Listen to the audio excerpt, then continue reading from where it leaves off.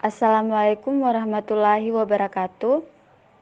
Perkenalkan, saya atas nama Fitra dari kelas Hukum A angkatan 2021, mahasiswa Universitas Sulawesi Barat. Di sini saya akan menjelaskan sedikit gambaran tentang filsafat. Baik, langsung saja.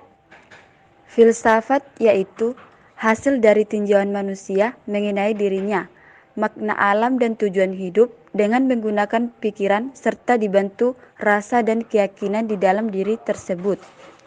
Contoh filsafat dalam kehidupan sehari-hari yaitu dengan selalu berpikir secara konseptual. Jadi apa yang sudah direncanakan sudah dipikirkan dengan matang serta memiliki konsep ke depannya.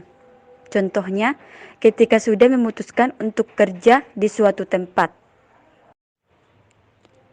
Filsafat dengan melalui 3 aspek utama yang sangat penting telah diletakkan oleh para filosof Yunani bahkan hingga kini. Ontologi, epistemologi, dan aksiologi.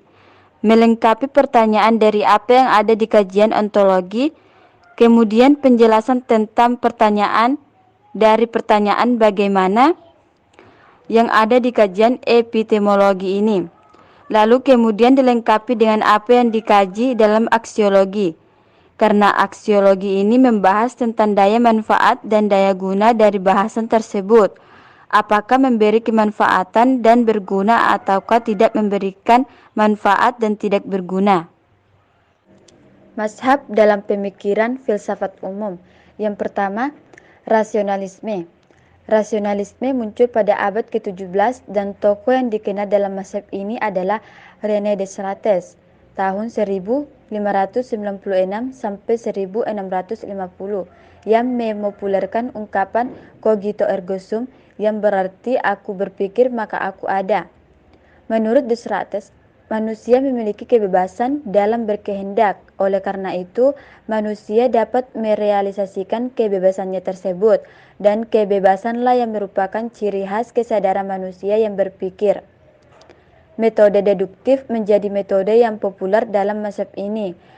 Metode tersebut menggunakan pola penalaran dengan mengambil kesimpulan dari suatu yang umum untuk diterapkan kepada hal-hal yang khusus.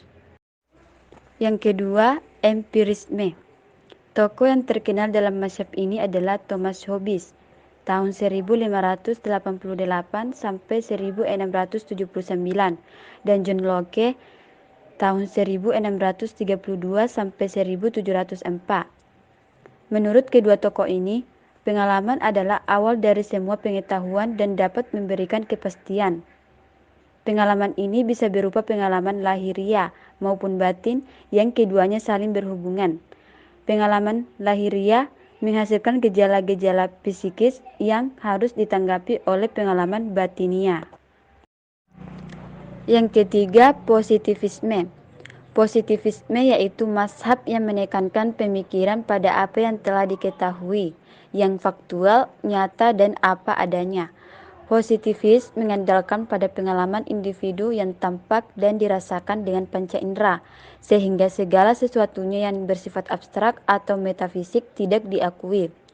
Auguste Comte tahun 1798 sampai 1857 merupakan tokoh mazhab ini yang menyatakan bahwa manusia tidak mencari penyebab yang berada di belakang fakta, dan dengan menggunakan rasionya manusia berusaha menetapkan relasi-relasi antar fakta. Selanjutnya, idealisme. Idealisme merupakan istilah yang digunakan oleh Leibniz pada abad ke-18. Merujuk pada pemikiran Plato bahwa idealisme memfokuskan pemikiran bahwa seluruh realitas itu bersifat spiritual atau psikis, dan materi yang bersifat fisik sebenarnya tidaklah nyata. Yang kelima, pragmatisme. Pragmatisme muncul pada awal abad ke-20.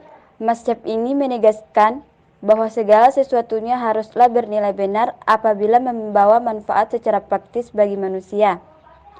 Artinya, pengetahuan yang berasal dari pengalaman, rasio, pengamatan, kesadaran lahiriah maupun batinia, bahkan yang bersifat abstrak atau mistis pun akan diterima menjadi sebuah kebenaran apabila membawa manfaat praktis.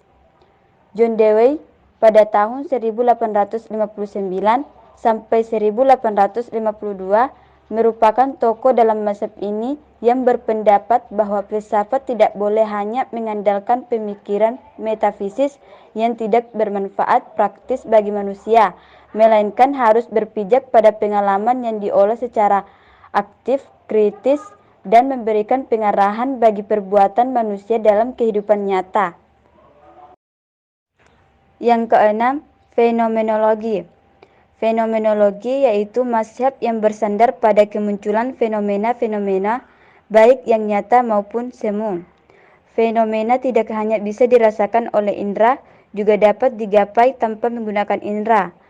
Tokoh dalam mazhab ini adalah Edmund Husserl tahun 1859 sampai 1938 yang menegaskan hukum-hukum logika yang memberi kepastian sebagai hasil pengalaman bersifat a priori dan bukan bersifat a posteriori. Selanjutnya atau yang terakhir yaitu eksistensialisme.